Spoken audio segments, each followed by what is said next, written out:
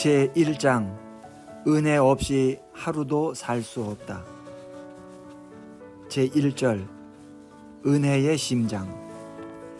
나는 몇 년 전 심장 수술을 받았다. 마치 전신수가 모수 부어라도 보내는 듯 심장은 빠르게 그리고 아주 느리게 뛰기를 반복했다. 부정맥이었다. 여러 차례 약을 투여했는데도 심장 박동이 정상으로 돌아오지 않자 의사는 전극 도자 절제술을 권했다. 수술 절차는 다음과 같았다. 심장 전문의가 혈관을 통해 심장에 케이블 2개를 집어넣는다. 하나는 카메라이고 하나는 전극 도자이다. 의사의 말은 내 심장을 지지겠다는 뜻이었다. 그래, 쇠붙이를 불에 달고 낙인을 찢듯 지지고 불태우고 지글지글 굽는 것. 의사는 수술이 성공적으로 이루어지면 심장에서 버릇없이 구는 부분을 제거할 수 있다고 했다. 수술실로 들어가는 나에게 의사가 마지막으로 하고 싶은 말은 없느냐고 물었다. 나는 재치 있게 응수했다. 선생님이 내 심장 안을 불로 지지실 거죠? 네. 버릇없이 구는 세포를 죽이실 거죠? 그럴 겁니다. 그러면 수술하면서 내 안에 있는 욕심과 이기심과 교만과 죄책감도 다 태워주시겠어요? 그가 싱긋이 웃으며 말했다. 죄송해요. 그건 내 능력 밖입니다. 그렇겠지. 하지만 하나님은 하실 수 있다. 하나님이 전문으로 하시는 일이 마음을 변화시키는 것이니까. 마음의 변화가 하루아침에 가능할 거라고 여기는 것은 잘못이다. 하지만 전혀 불가능하다고 여기는 것 역시 잘못이다. 변화는 더디다.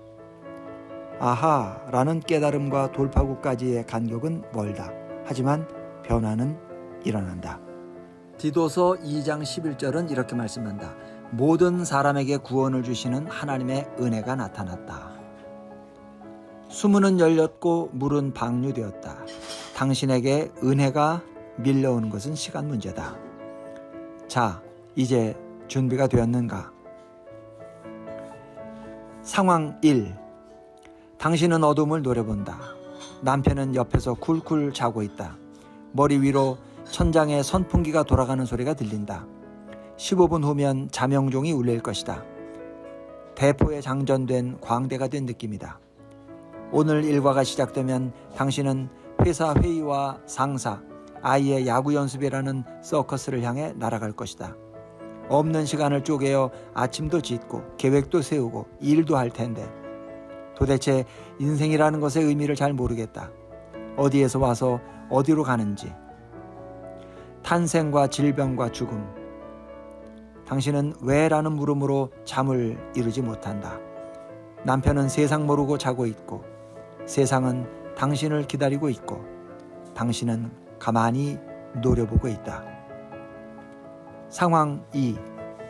당신은 성경을 읽지만 글자만 바라볼 뿐이다. 마치 묘비를 보는 듯한 시선. 무덤과 비석의 공간. 아무런 감흥도 없다. 하지만 감히 성경을 덮지는 못한다.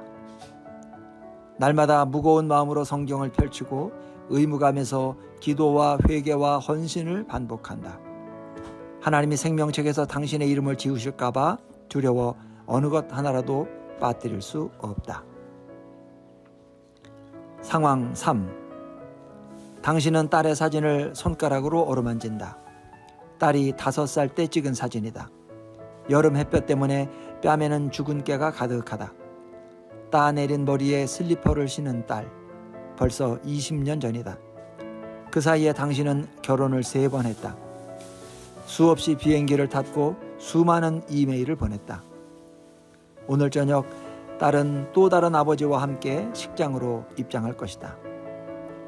당신은 일만 하느라 가족을 돌보지 못했다. 이제 바라던 것을 모두 가졌는데 전혀 기쁘지 않다. 다시 시작할 수는 없을까? 상황 4. 당신은 설교를 듣고 있다. 설교자는 대머리에 통통한 체구이다. 하얀 성직자 칼라 위로 두꺼운 목이 도드라져 보인다. 아버지에 의해 억지로 교회에 끌려왔다. 당신은 늘 중얼거렸다. 억지로 교회에 오게 할 수는 있어도 억지로 설교를 듣게 할 수는 없어. 그런데 오늘 아침 설교는 하나님이 탕자를 사랑하신다는 이야기다. 당신은 귀를 기울인다. 스스로 최악의 탕자라는 기분이 들었으니까. 임신 사실은 곧 들통날 것이다. 부모님도 알게 될 것이고 목사님도 알게 될 것이다. 하나님은 이미 아신다고 목사님이 소리친다. 당신은 하나님이 어떻게 생각하실지 궁금하다. 인생의 의미, 허송세월로 보낸 지난날, 잘못된 선택들, 엉망진창이 된 인생을 보고 하나님이 하시는 말씀은 단 한마디이다. 바로 은혜다. 우리는 은혜, 그레이스의 의미를 알고 있는 듯하다. 은행은 지급 유예기간, 그레이스 피리오드를 준다. 부패로 얼룩진 정치인은 품위, 그레이스를 잃는다. 음악가들은 꾸밈음, 그레이스 노트가 뭔지 설명한다. 여배우는 기품, 그레이셔스가 있고 댄서는 우아함, 그레이스풀이 넘친다. 병원에서 또는 여자 아기와 왕, 식사기도에 우리는 은혜라는 말을 쓴다. 우리는 은혜의 뜻을 아는 것처럼 말한다. 특별히 교회에서는 우리가 부르는 노래와 우리가 읽는 성경 구절은 은혜로 알차다. 은혜의 곁에는 용서, 믿음, 친교라는 친척도 있다. 설교자는 이것을 설교하고 찬송가는 이것을 노래하고 신학교에서는 이것을 가르친다. 하지만 은혜가 무엇인지 우리는 정말 알고 있는 걸까? 제1절, 나를 새롭게 하는 하나님의 은혜. 나의 예감은 이렇다. 우리는 말랑말랑한 은혜에 안주한다. 찬송가 가사에 공손하게 앉아있고 교회 이름에 멋을 내는 역할을 하지만 결코 문제를 일으키거나 변화를 요구하지는 않는 은혜. 은혜를 믿습니까? 라는 물음에 아니요 라고 답할 사람이 어디 있는가? 이 책은 더 깊은 물음을 던진다. 당신은 은혜를 받아 변화되었는가? 당신은 은혜를 받아 성장했는가? 당신은 은혜를 받아 강해졌는가? 당신은 은혜를 받아 대범해졌는가? 당신은 은혜를 받아 온유해졌는가? 당신은 은혜를 받아 순종했는가? 하나님의 은혜는 쏟아지는 폭우이다. 길들여지지 않은 야생이다. 당신을 뒤집어 엎는 급류이고 경랑이다. 은혜는 당신을 쫓아가 당신을 바꿔놓는다. 불안으로부터 하나님의 안전으로, 후회뿐인 인생으로부터 더 나은 인생으로, 죽음에 대한 두려움으로부터 생명의 비상으로. 은혜는 우리에게 변화할 것을 명하고 변화할 수 있는 능력을 준다. 은혜가 임하면 우리는 하나님의 칭찬을 받는 정도가 아니라 새 마음을 받는다.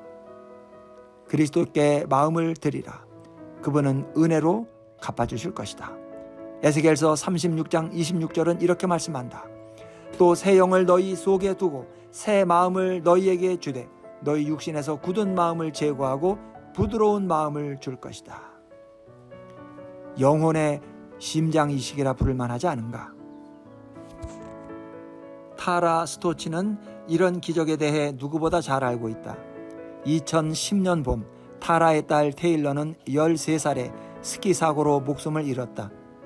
모든 부모가 두려워하는 악몽 같은 일이 타라와 남편 토드에게 일어난 것이다. 장례와 매장 그리고 물밀듯이 몰려드는 물음과 눈물. 그들은 딸의 장기를 기증하기로 했다. 퍼트리샤 윈터스는 심장 이식이 절실히 필요했다. 그녀는 5년 전 심장병에 걸린 후로 몸이 약해져 잠을 자는 일 외에는 아무것도 할 수 없었다. 때마침 테일러의 심장은 패트리샤에게 새로운 삶을 허락했다.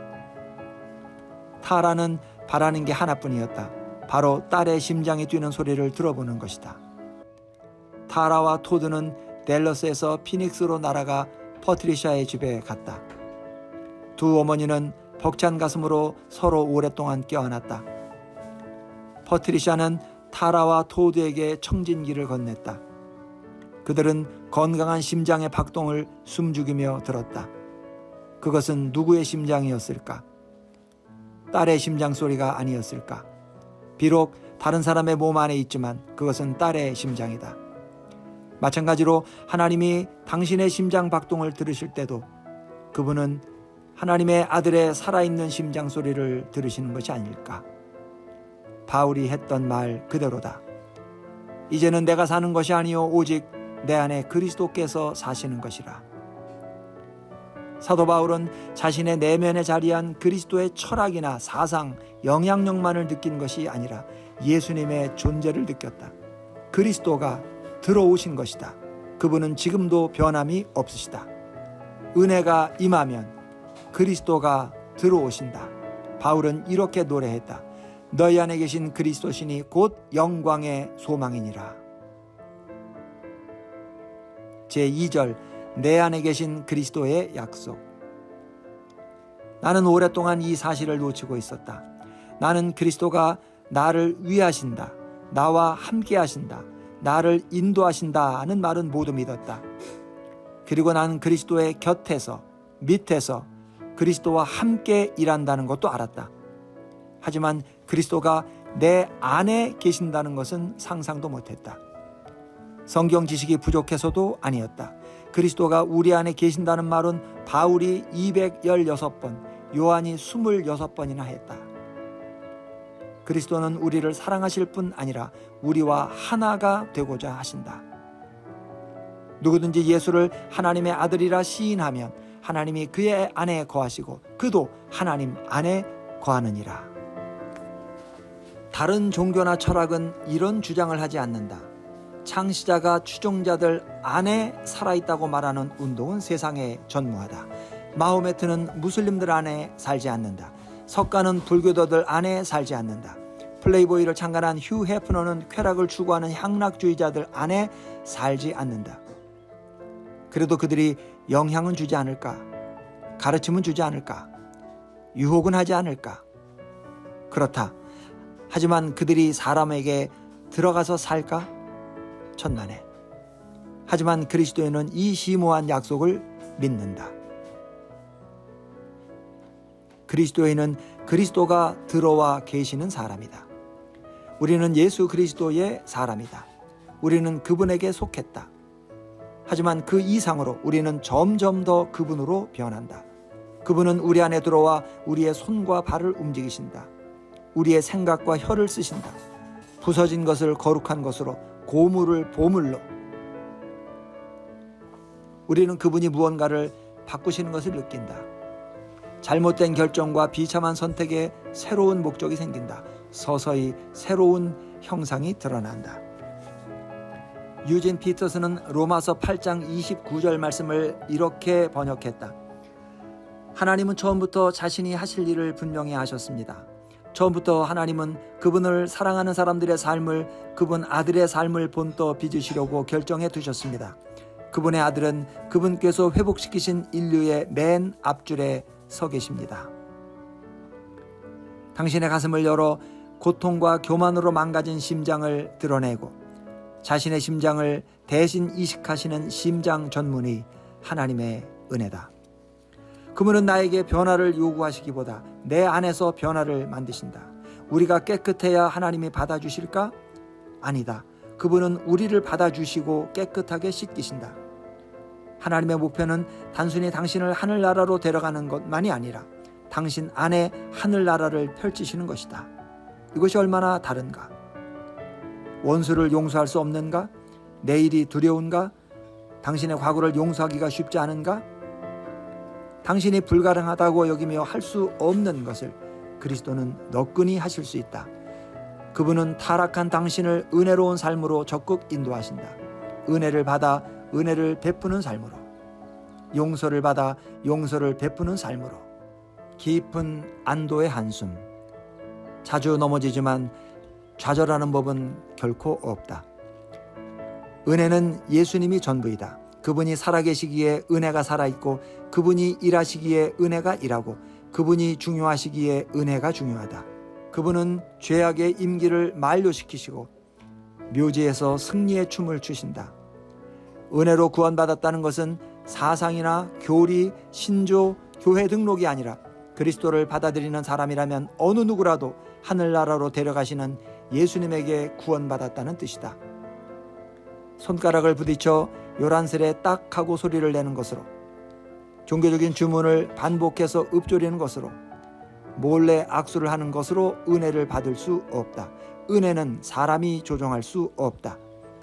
나는 은혜를 받는 요령 따위는 모른다. 사실 우리는 은혜를 찾을 수 없다. 은혜가 우리를 찾는다. 더러운 탕자를 얼싸안았고 바울에게서 미움을 몰아냈던 은혜는 우리에게도 그렇게 하겠다고 약속한다. 하나님의 친절을 악으로 갚은 게 한두 번이 아니라서 두려운가? 망가진 범퍼를 질질 끌고 다니는 자동차처럼 후회를 떨쳐내지 못하는가? 기뻐하고 쉬는 때보다 화를 내고 불안해할 때가 더 많은가?